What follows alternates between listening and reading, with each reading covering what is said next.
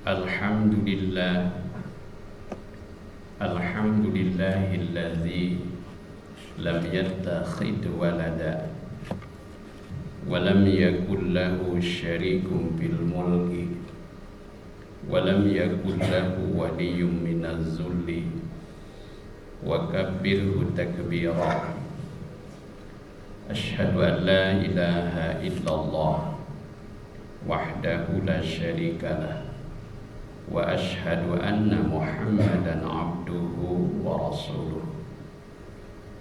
Allahumma salli wa sallim wa barik ala abdika wa rasulika Muhammad wa ala alihi wa sahbihi, amma ba'du. Fa ya ibadallah, usikum wa nafsi bi taqwallah wa ta'atihi la'allakum tuflihun.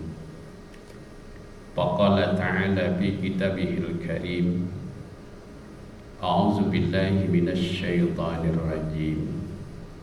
Bismillahirrahmanirrahim. Aqimis shalah wa atuz zakah. Wa qala ta'ala, khudh min amwalihim sadaqatan tutahhiruhum wa tuzakkihim biha wa shalli 'alaihim inna salataka sakanun lahum. Al-ayah. Sadaqallahul azim. Ma'asyiral muslimin sidang Jumat rahimakumullah. Dalam kesempatan khutbah kali ini, setelah khatib menyampaikan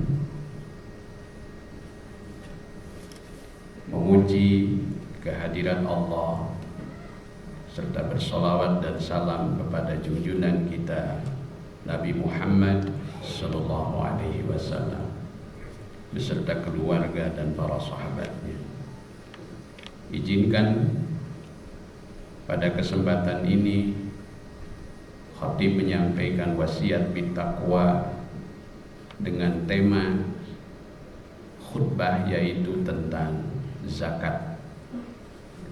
Zakat untuk keberkahan, kesejahteraan, dan juga pengentasan kemiskinan. Secara pribadi, saya sangat berkepentingan untuk menyampaikan tema ini karena seminggu yang lalu saya baru dilantik sebagai ketua unit pengumpul zakat Bajnas Kecamatan Coblong, Bajnas Kota Bandung, di mana salah satu tugas yang harus dilakukan adalah melakukan sosialisasi tentang zakat, selain konsultasi dan juga pengelolaan secara administrasi dan sebagainya. Jamaah sekalian yang dirahmati Allah Subhanahu wa ta'ala, perlu diketahui bahwa ibadah yang pertama dipardukan sesudah kita mengikrarkan dua kalimat syahadat, asyhadu an la ilaha illallah wa asyhadu anna Muhammadan Rasulullah, adalah ibadah badan. Ibadah badan didahulukan daripada ibadah yang berkorelasi dengan harta. Mengapa? Karena jiwa pada dasarnya lebih pelit terhadap harta, dan sesuatu yang berkorelasi dengan badan itu lebih toleran. Maka ibadah badan dalam Islam didahulukan, diantaranya adalah ibadah sholat dan puasa.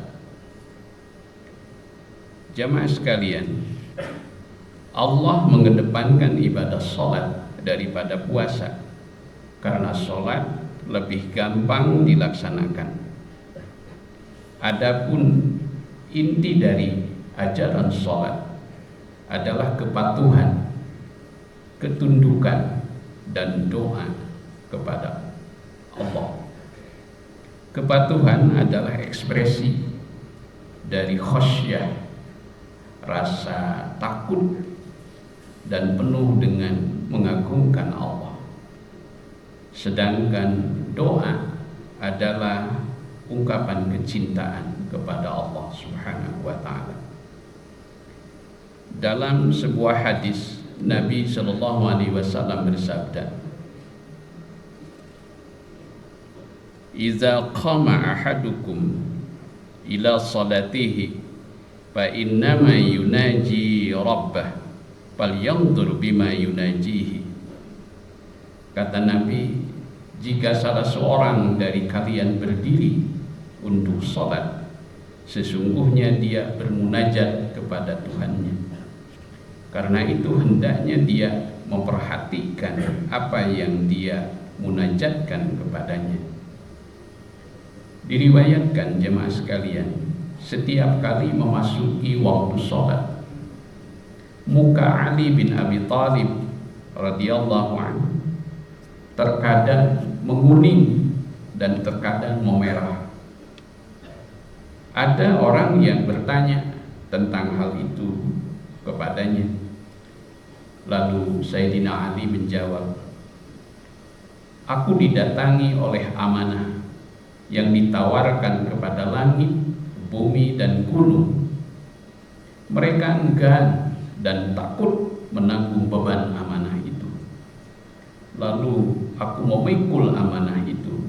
Aku tidak tahu apakah aku berbuat buruk atau berbuat baik terhadap amanah tersebut."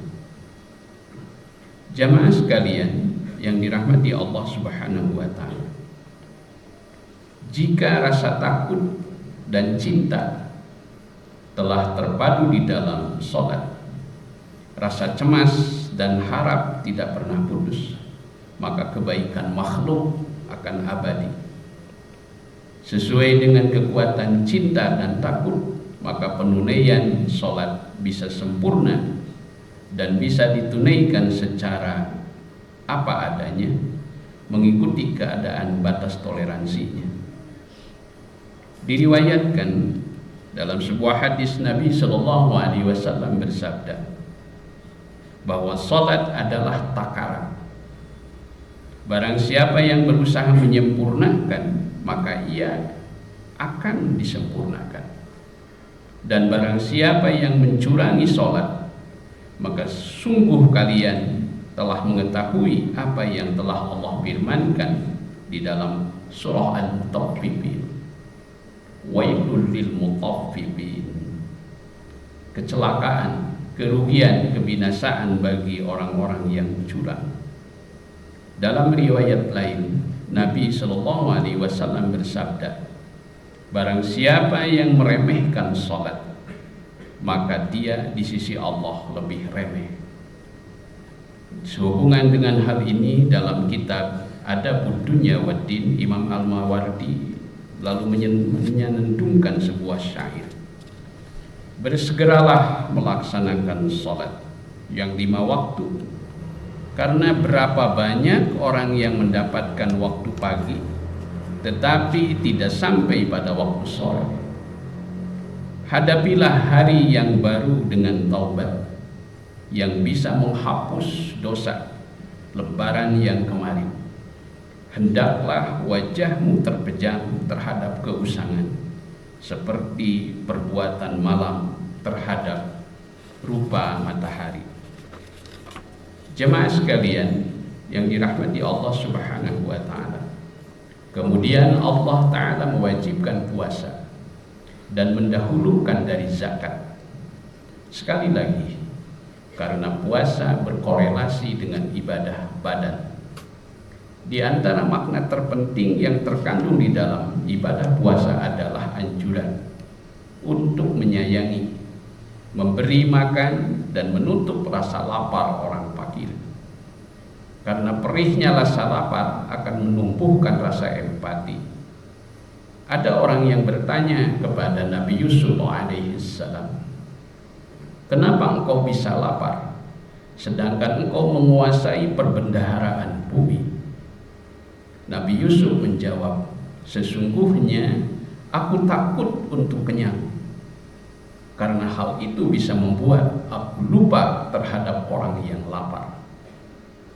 Di samping itu, puasa mengandung ajaran pengendalian diri dan penundukan hawa nafsu, memecahkan syahwat yang menguasai nafsu, menekan setelah nafsu ditekan sedemikian rupa supaya belajar merasakan kebutuhan makanan dan minuman yang sedikit.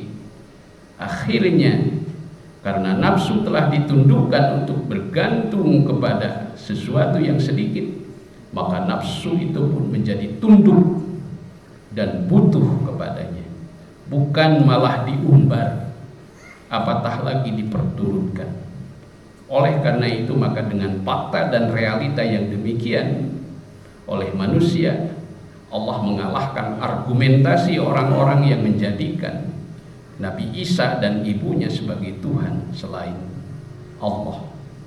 Allah berfirman, "Mal Masih ibnu Maryam illa rasulun qad khalat min qablihi rusul wa ummuhu siddiqah kana ya'kulani at-ta'am."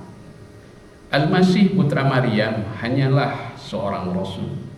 Sebelumnya pun sudah berlalu beberapa rasul dan ibunya seorang yang berpegang teguh pada kebenaran. Keduanya biasa makan makanan.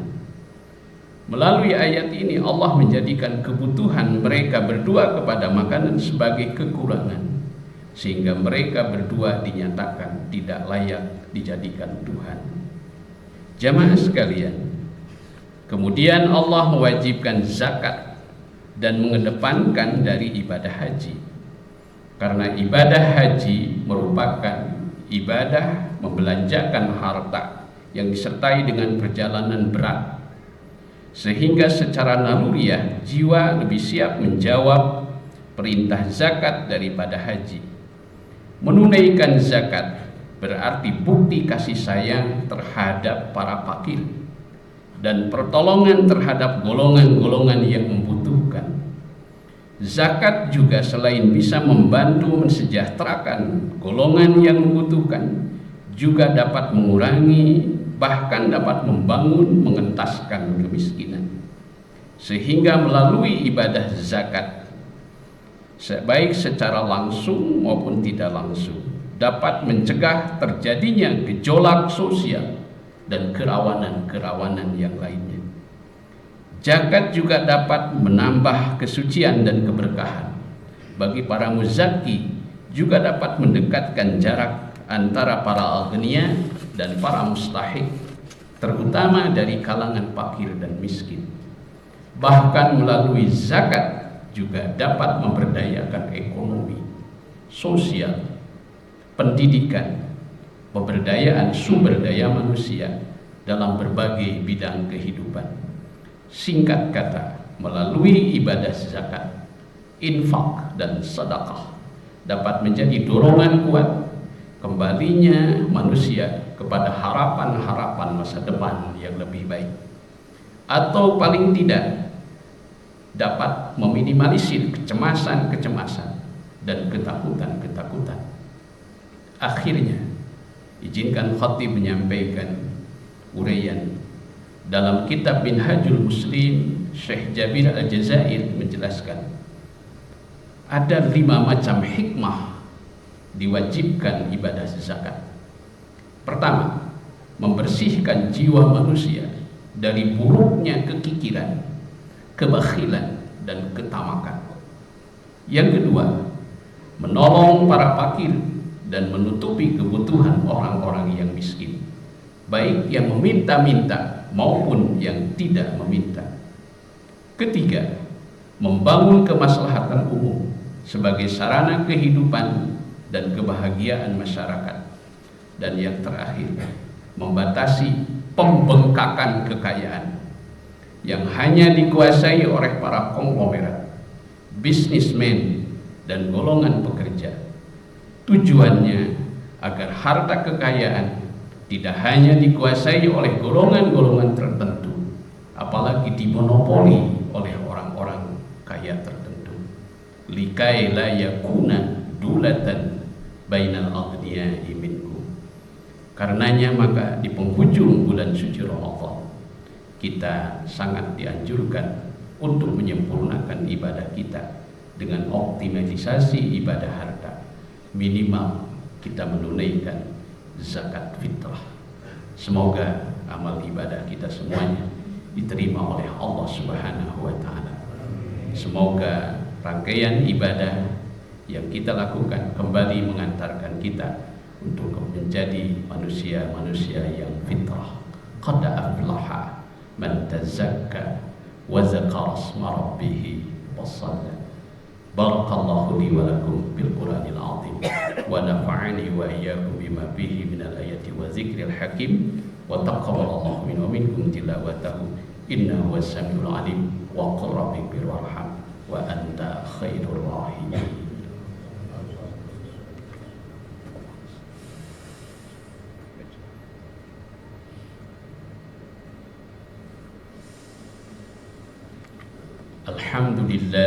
Alhamdulillahilladzi hadana li hada wa ma kunna linahtadiya laula an hadana Allah. Asyhadu an la ilaha illallah wahdahu la syarika lah wa asyhadu anna Muhammadan abduhu wa rasuluh. Allahumma salli wa sallim wa barik ala abdika wa rasulika Muhammad wa ala alihi wa sahbihi amma ba'd. Fa ya ibadallah usikum wa nafsi bi taqwallah wa ta'atihi la'allakum tuflihun. Faqala ta'ala innallaha wa malaikatahu yusalluna 'alan nabi ya ayyuhalladzina amanu sallu 'alaihi wa sallimu taslima. Allahumma salli 'ala Muhammad wa 'ala ali Muhammad kama shallaita 'ala Ibrahim wa 'ala ali Ibrahim. Allahumma barik 'ala Muhammad wa 'ala ali Muhammad kama barakta 'ala Ibrahim wa 'ala ali Ibrahim bil alamin innaka Hamidum Majid. Wa barik wa sallim amin ya Allah ya rabbal alamin. Allahumma ighfir lil mu'minina wal mu'minat wal muslimina wal muslimat al ahya'i minhum wal amwat innaka sami'un qaribun mujibu da'wat wa ya qadiyal hajat.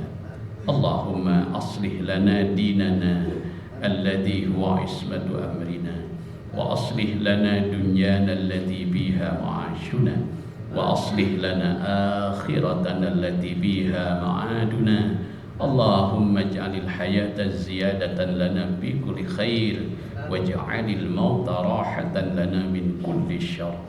Allahumma inna nas'aluka al-'afwa wal 'afiyah fid dunya wal akhirah.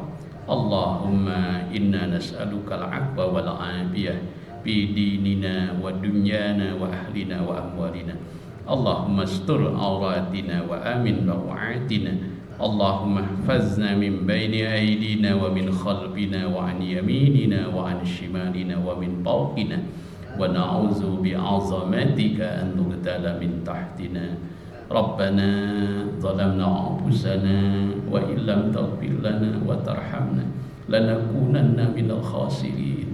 Rabbana ighfir lana dhunubana wa dhunuba walidina warhamhum kama rabbawna shighara.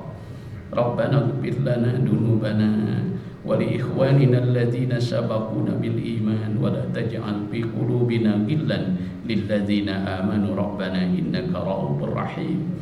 Rabbana hab lana min azwajina wa dhurriyyatina qurrata a'yun waj'alna lil muttaqina imama. Rabbana atina bid dunya hasanah wa fil akhirati hasanah wa qina adzabannar. Wa sallallahu ala khairi khalqi sayyidina Muhammadin wa ala alihi wa sahbihi wa sallam. Walhamdulillahi rabbil alamin. Ibadallah, innallaha ya'muru bil adli wal ihsan wa ita'i dzil qurba wa yanha 'anil fahsya'i wal munkari wa ya'izukum la'allakum tadhakkarun. Wa la dzikrullahi akbar. Astaghfirullah li wa lakum.